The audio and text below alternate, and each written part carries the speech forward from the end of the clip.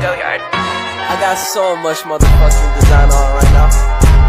Break it down, bring it back, make it clap. I got 3 old thoughts, new block, where that thing. Bitches on my line, and you know.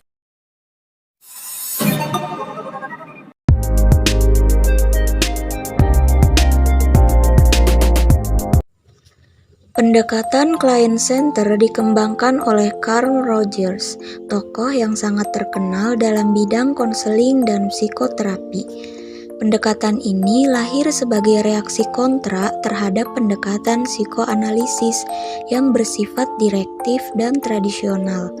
Pendekatan client center berfungsi sebagai penunjang pertumbuhan pribadi klien dengan cara membantu klien dalam menemukan kemampuan untuk memecahkan masalah-masalah yang dialaminya. Manusia dalam pandangan Rogers. Rogers mempunyai pandangan yang positif terhadap manusia, menganggap manusia sebagai makhluk yang bertanggung jawab terhadap diri sendiri dan memiliki kemampuan untuk mengambil keputusan yang tepat bagi dirinya. Rogers percaya dan optimis dengan sifat manusia. Ia meyakini bahwa dorongan yang paling besar pada manusia adalah aktualisasi diri, yaitu memelihara, menegakkan, mempertahankan, serta meningkatkan kualitas diri. Konsep-konsep utama. Konsep dasar pendekatan ini menyangkut konsep-konsep mengenai diri, aktualisasi diri, teori kepribadian, dan hakikat kecemasan. Menurut Rogers, konsep utama pendekatan client center adalah konsep tentang diri atau pertumbuhan perwujudan diri.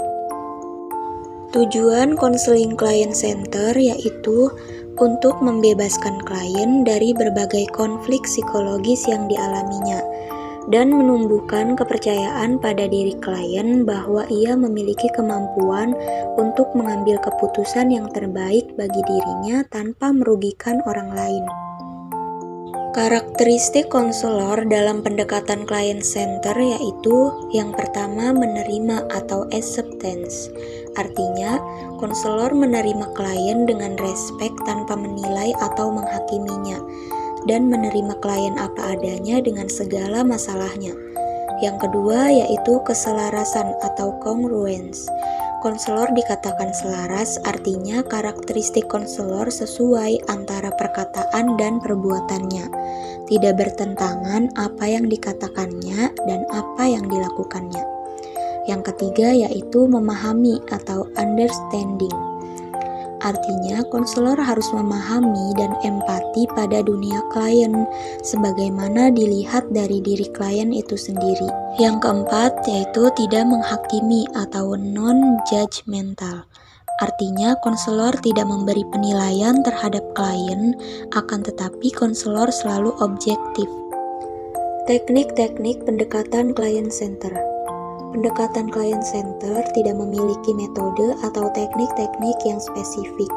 Sikap-sikap konselor dan kepercayaan antara konselor dan klien yang berperan penting dalam proses konseling. Konselor mendorong klien agar aktif dan memberikan kebebasan kepada klien untuk menceritakan masalah yang dialaminya dan membangun perubahan yang positif pada diri klien. Tetapi, dalam pendekatan ini pada umumnya menggunakan teknik dasar, yaitu mendengarkan secara aktif, merefleksikan perasaan atau pengalaman, penafsiran, bertanya atau menggali informasi, mendukung, berempati, dan memfasilitasi. Jadi, dapat disimpulkan bahwa pendekatan client center adalah konseling yang berpusat pada diri klien, di mana seorang konselor hanya memberikan konseling dan mengawasi klien pada saat konseling, agar klien dapat berkembang dan menyelesaikan masalah yang dihadapinya. Atau bisa disebut konselor hanya sebagai fasilitator.